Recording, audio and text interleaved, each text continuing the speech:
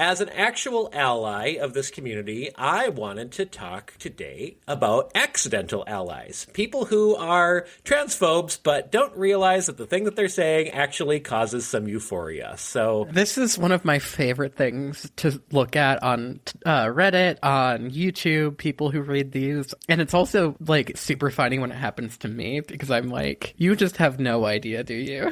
So my favorite today, I mean, this is like super like relevant to our current circumstance, but there's a new drug that anti-vaxxers are taking. Guess what it is? Oh, it's feminizing hormones, right? Feminizing HRT is being used by anti-vaxxing transphobes to cure their COVID. Hey, so, we can always use more titties in this world. I keep waiting for them to experience the side effects of this as opposed to the side effects of a vaccine. They're very really similar. Interesting surprise. I would say that the hormones are definitely worse, though. Reddit conversation. Would you date a person that is neutral gender, not male or female? And an answer was, fuck no, not even with they spelled neutral properly. In fact, I wouldn't even want to spend time with anybody who claimed to have a gender, neutral or otherwise. It's a sure guarantee they're an arsehole. And of course, the great response is, so you're only attracted to agender people? I've never heard of that sexuality, but I'd love learning new things, and I'll look into that. I'm agender sexual.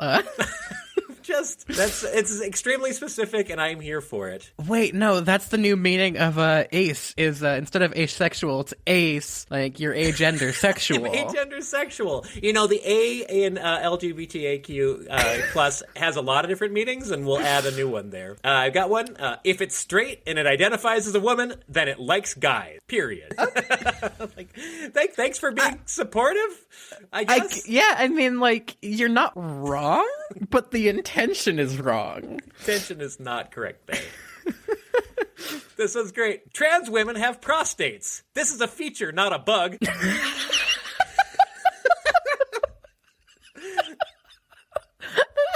Cool. Hey, you know what? Yes.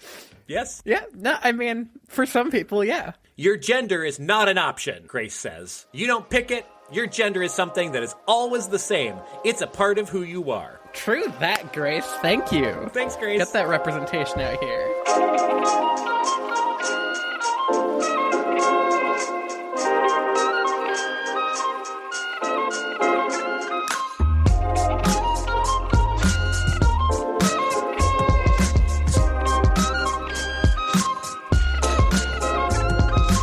Hi, I'm Anna, a transgender person. And I'm Cam, your dad. And this is The Transgender, a podcast chronicling my transition. And a cisgender man learning how to support it. So, our opening topic is trans representation in media. And from the brief conversations that you and I have had kind of beginning on this, I think we're going to have very differing opinions right off the bats here. So, right when we were kind of planning out this episode, you texted me, holy shit, Birdo is a trans woman. If you don't know who Birdo is a character from Super Mario Bros. 2, which is among one of my favorite games. It's the most bizarre of all the Super Mario games, and it's so weird. It was not meant to be a Super Mario game, and then it suddenly was, and had all these new characters and a completely different style of play. And Birdo is this egg-firing person who, in the manual, for that very first edition North American release, was referred to as male who believes that he is a female, which is a complicated pronoun game in and of itself. That's a bad way of putting it. And would rather be called Birdetta, which technically would make this the first transgender character for Nintendo. So I've got a lot of thoughts here, and I imagine that you and I are going to differ quite significantly on this, so I'd like to hear your thoughts first on what do you think, is this problematic, is this cool, what are your thoughts just kind of off the top of your head? Well, again, my initial reaction was this is cool without having spent any time thinking about it. Birdo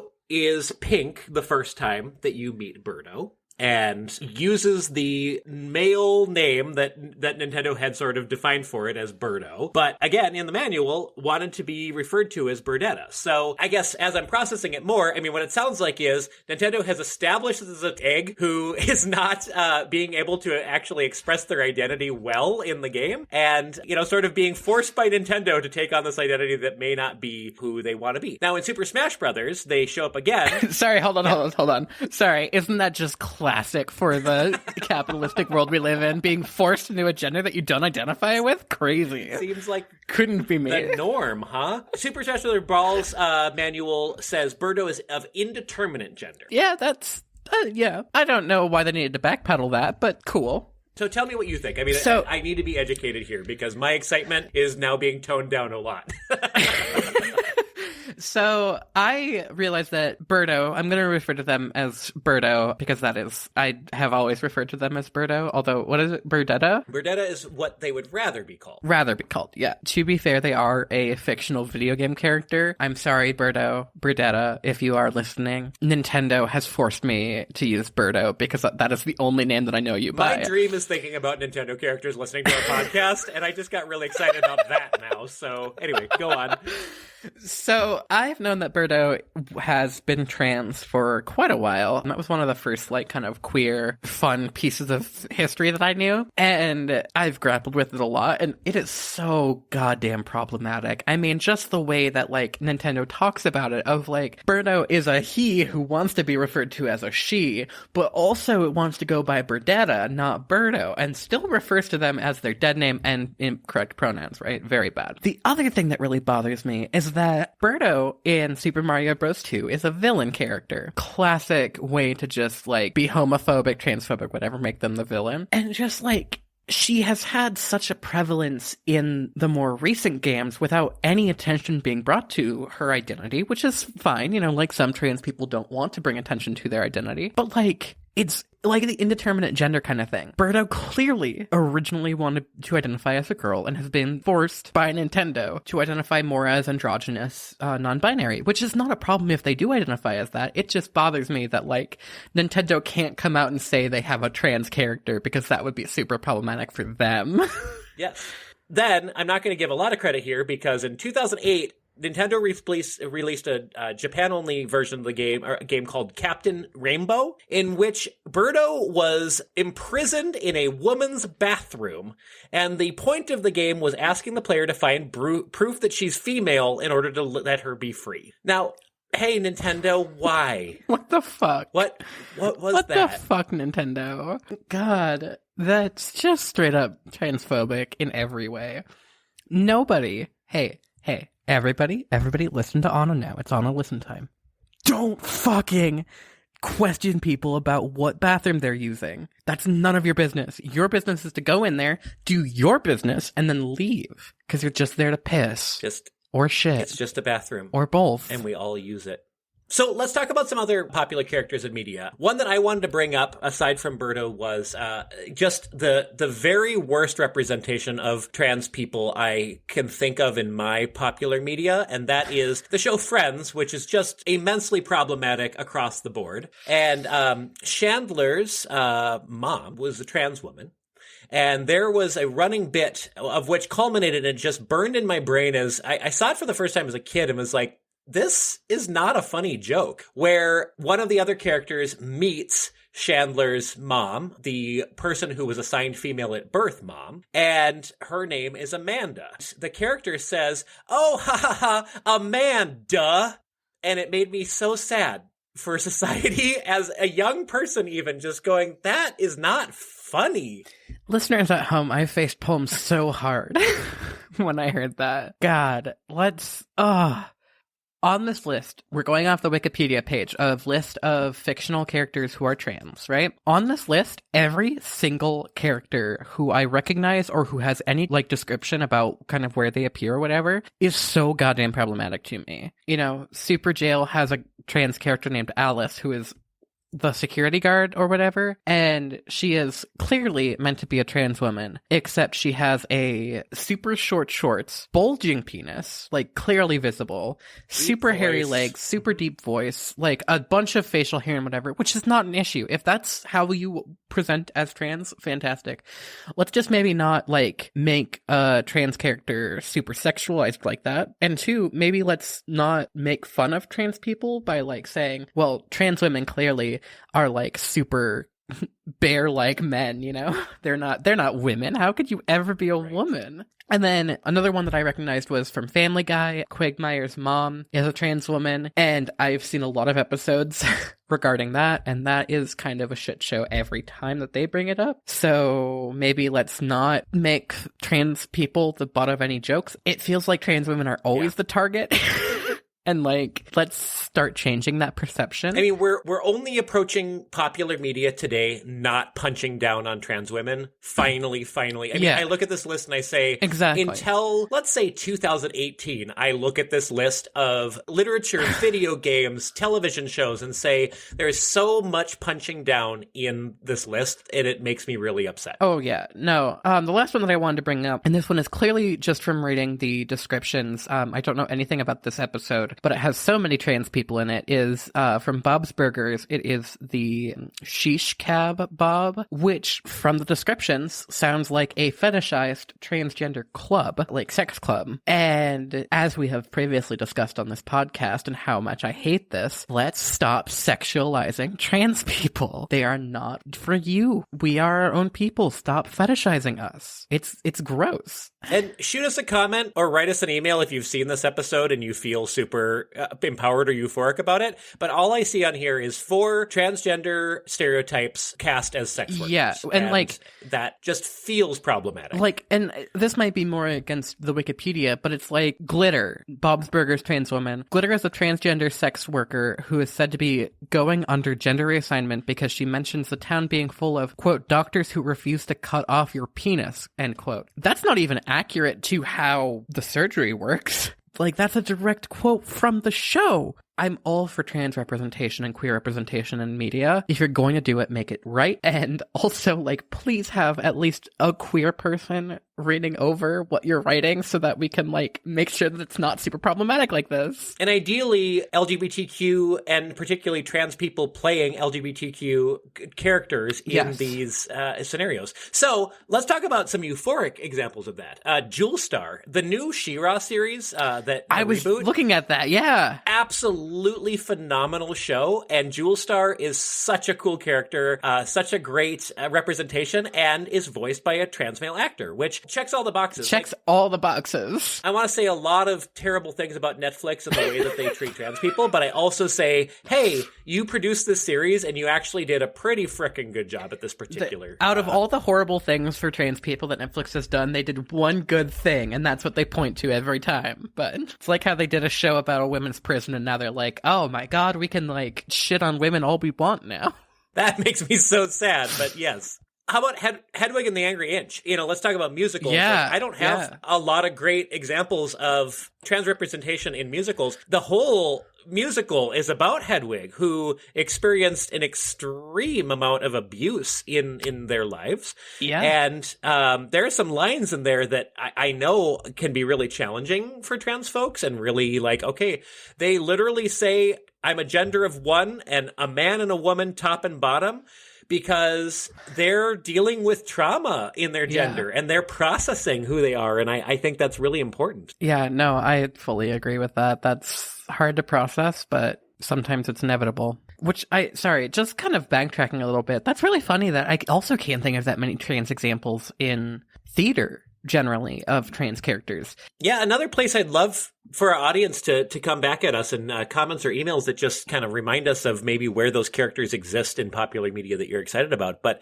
you and I both grew up in theater and have participated. I'm looking at this list on Wikipedia of plays, and it's pretty... Unfortunately, I think it's cleansed to just plays that talk about gender and being trans and not thinking about trans characters more generically in theater. And that the way my brain works, I'm struggling to come up with other examples that might exist beyond this list. I know, I'm really struggling. Like, unless if it's a direct parody of another play. Like, I know that there are trans Romeo and Juliet parodies and stuff out there, but like, it's like, yeah, I'm struggling to come up with any examples too off the top of my head. So I wanted to kind of do a overview episode on sex, gender, and sexuality, the differences between them, the similarities between them, and everything. Because this is probably the thing that I get asked the most, probably right away after I come out to people, is like, hey, I'm trans.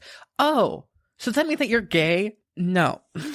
So if you have made it this far, and you have a person who you want to listen to a trans woman who is very queer talk about the difference between gender, sex, and sexuality, you can stop the podcast here and send it to them.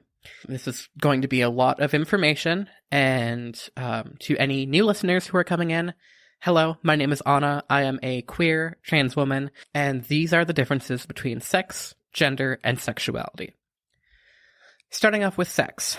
There are two sexes that people think of most often, male and female, and that's what is assigned to you at birth. Within that realm of sex, there's also intersex people who have secondary sex characteristics such as breast tissue or bigger feet or whatever you want to focus on that don't necessarily align with their sex assigned at birth. I usually think about feet when we're talking about gender, so go on. Within the realm of sex, you have all sorts of male, female, intersex people existing all together. For example, I am a trans person, which means that I was assigned a sex at birth, in my case, male, that doesn't match with my gender identity, female. My father, Cam, was assigned male at birth and identifies as male now, which means that he is cisgender. Sex and gender have nothing to do with each other, other than that if you have a gender that makes you, if you have a sex that doesn't align with your gender, that generally means that you are trans. Gender is the expression and feelings and sort of all of the things that make up who you are and how you express yourself, all boiled into like one big complex package. So to break it down a little bit for you, you think of male, you think of female, those are sexes. Now you think of a boy and a girl, and you think, oh, well, like, clearly boys love tanks and, not playing with dolls, playing in the mud or whatever, and girls love dolls and looking pretty, playing dress up, whatever. Yeah, throw those ideas out the window, fucking transphobe. When the truth is, everybody wants to play with tanks. Yeah, so exactly. No, yeah. I would love to shoot a tank right now. At a transphobe's house. I'm kidding. So... In a video game. In a video game. Throw those ideas out the window. They don't matter. And say, okay, you have a male assigned at birth person, and they really love dolls, and they really love dressing up, and they love theater and everything. Now, you might be thinking, well, doesn't that make him a her, right? Doesn't that make him a girl? No. Because if he says, I'm a boy, I just like playing with these things, he's a boy. Now, if he comes to you and he says, oh, yes, I am a girl, then she is a girl, There's not any question there. Unless there is a question there. Unless there is a question. And they're gender questioning, and they say, I don't know if I am a boy or a girl. Maybe I'm neither. Maybe I'm nothing. Maybe I'm a toaster. Who knows? So, gender in itself is sort of what you are, how you would describe yourself, your pronouns that you use, and sort of how you express. Gender and gender expression are two sort of different topics. We have a couple of other episodes kind of discussing that a little bit more. This is just kind of a big overview. So, sex and gender are probably the most closely related in these three topics, because for a lot of people, cisgender people, sex and gender are the same. And their gender expression can kind of vary a little bit, but for the most part, they kind of stay within their sort of like expected stereotypical gender, right? Where people get really confused is gender and sexuality, and these two have absolutely nothing to do with each other, other than the fact that your sexuality can determine what kind of gender that you are attracted to. So, for example, I am a queer person. I like to describe myself as a broad-range lesbian. That is because I hate men, but I am not exclusive to women who I want to date. I love women. They are beautiful. But I also like non-binary people, especially non-binary people who present more femininely in their gender expression. When somebody... Sorry, I don't mean to interrupt you. I've never asked you this before because we have not delved, and I know you're still kind of thinking about all this. Would you be romantically interested in trans women?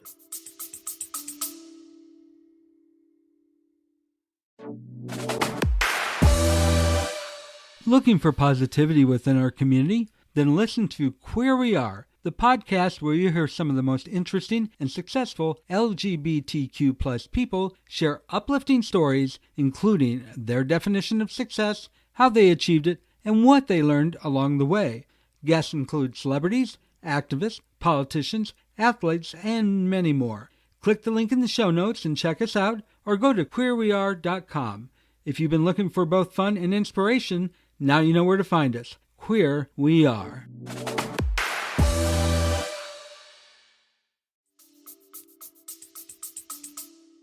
That honestly depends. You know, I am a demisexual person, but that basically means that I need to feel a really strong connection with somebody. And not to say that I couldn't feel that connection with a trans woman. It just needs to be like a trans woman who expresses and has more of a feminine personality than a masculine personality for me. Just because, like, I've run into trans women who are not that for me, and I have not gotten along. That's not just, like, I'm totally open to date a trans woman. There's nothing wrong with it. I'm also open to dating a trans man if they express more open, or, like, more femininely than masculine. And that's sort of where my sexuality can get a little bit confusing. So say you have a cisgender man who, like my father, has been asked many times if he is gay, and he is not. That can sometimes be a gender expression thing. I know that you are more open in your gender expression than a lot of cisgender men are, and sometimes that can be because they are closeted or what have you. But overall, I would say, like, if you ever have a question about somebody's sexuality and you're interested in them, ask them.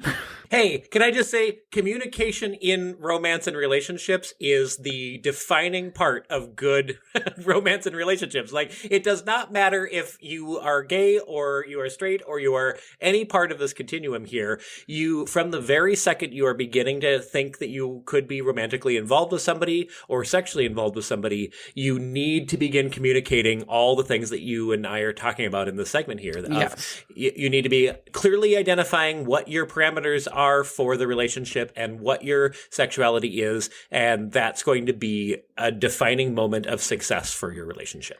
Yes. That all being said, if you do not have any interest in this person, if you are just friends or whatever, it's none of your goddamn business what kind of sexuality they are, what they identify as, anything. Where you fit in is, how should I describe you? How should I refer to you?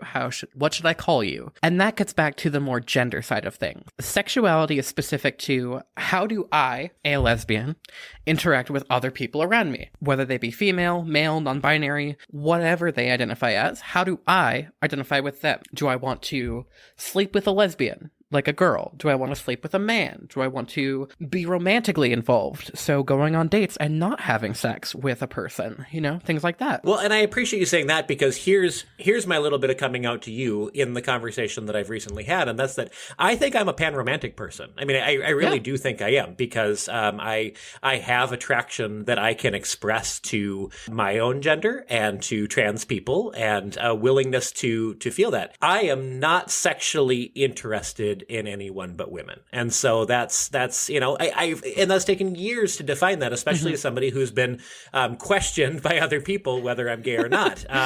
You know, like that comes from, I don't thrive on masculinity, and so that already sets me apart from my own gender in our weird societal norms that get expressed. So there you go. I mean, as we talk about these things, I get better and better about being able to express, like, there's a lot of nuance to everything we're talking about here, and there's a huge continuum. There's so much nuance. There's a lot of vocabulary. That's maybe where a lot of you new people will get tripped up, is that there's a lot of vocabulary and you're not sure how to communicate that. The best advice I can give you is, one, talk to the person who sent you this, whether they be trans, whether they be gay, what have you. Talk to them, ask them questions if they are open to that. That being said, you can't expect this person to do everything for you. You have to do your own research. There are plenty of very, very good resources online that kind of describe this in really basic terms, as well as once you kind of understand that like gender, sex, and sexuality are all different things, you can kind of build up from there.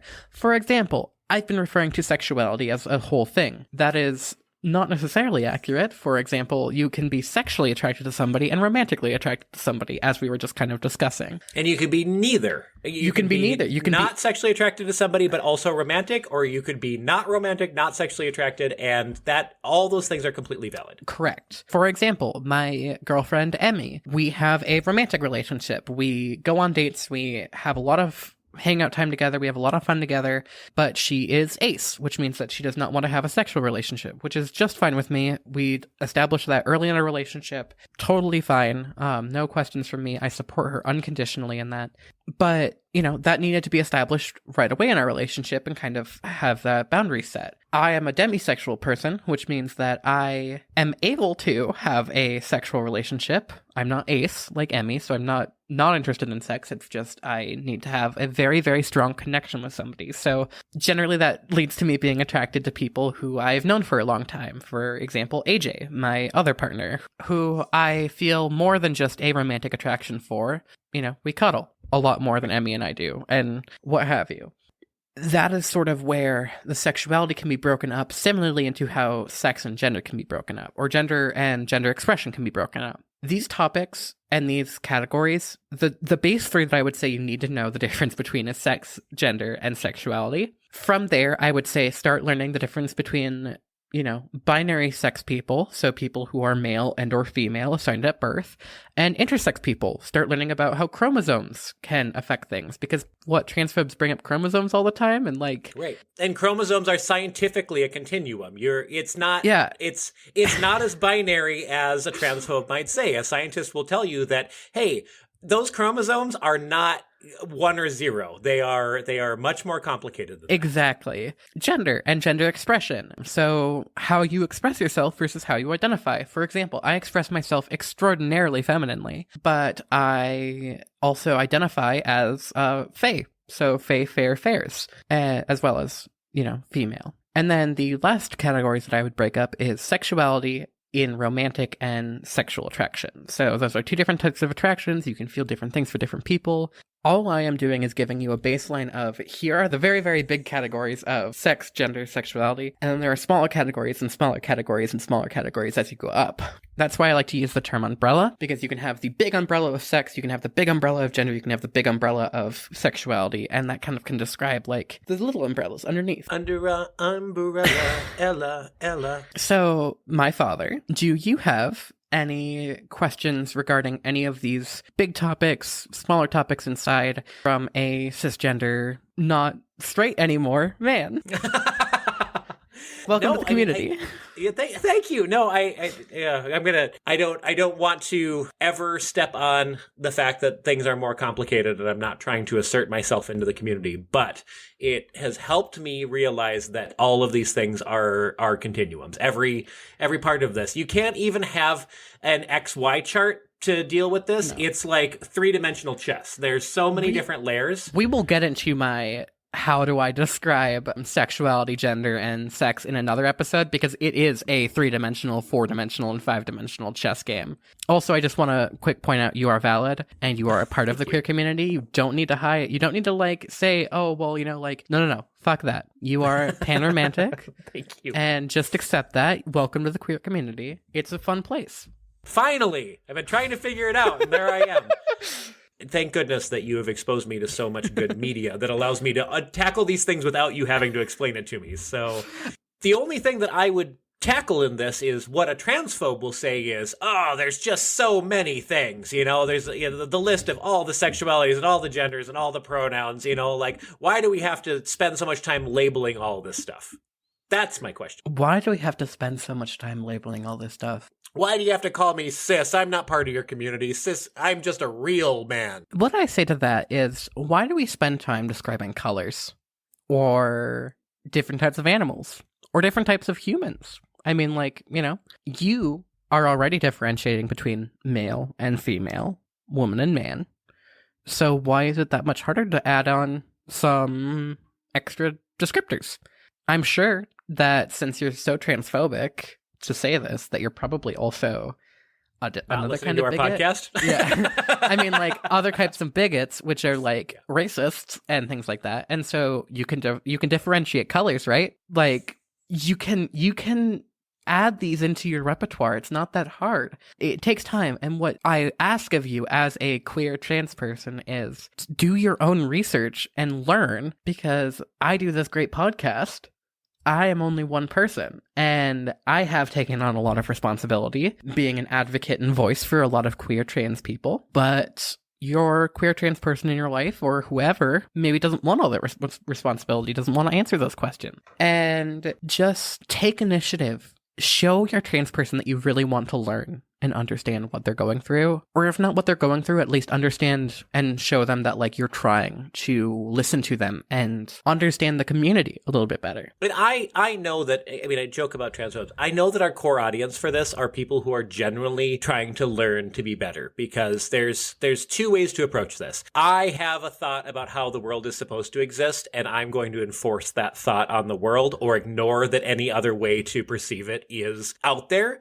Or I am genuinely trying to support humans and be there for other humans. And so I'm going to take a little more time out of my day to educate myself so that I can be a better human to other humans. You and I are very humanistic people, and that it feels kind of easy because we feel a sense of responsibility for that. But I cannot understand how there are people out there that don't think it's important to, especially, hey, people who label themselves Christian and are saying, like, we need to help humanity and we need to save people and we need to be like Jesus, and then not feel like understanding what humanity is like and who people are is part of that journey. I'm very confused by that. So thank you for listening to our podcast to make yourself stronger in being a better human. And learn. Like, that is, as much as this podcast is chronicling my transition, I want my transition to be a learning opportunity for people. So this week's gender euphoria is for me. Again, please, somebody send your gender euphoria to questions@transgenderpod.com. Please. Let us know what's really good in your life. We want to hear about it.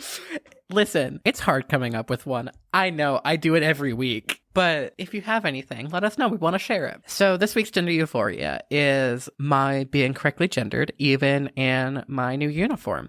So if you don't know, you don't follow me on Instagram or any of my other socials at Aliana.Kruger. I recently started a new job with Mayo Clinic Ambulance. I am a EMT basic. Woo! I've never called you basic, but here you are.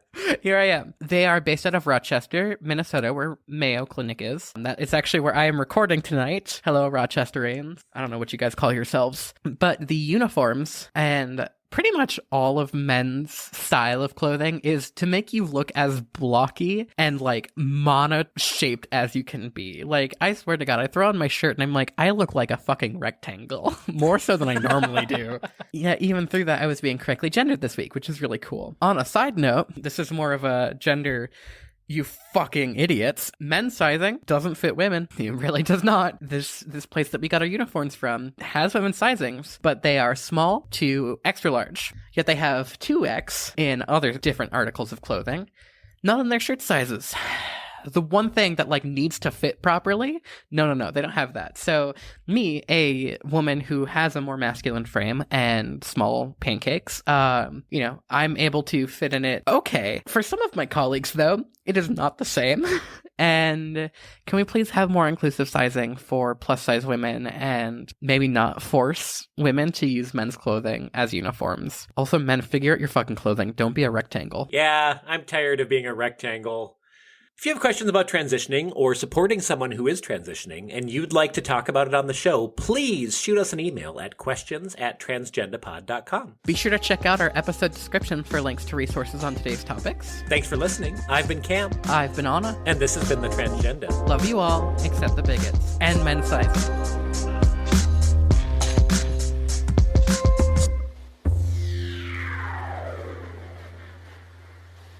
Would you like to support our podcast? Well, you're in luck. We have a Patreon now. Just visit patreon.com/transgendapod, and for as little as $3 a month, you can support the content that we're creating.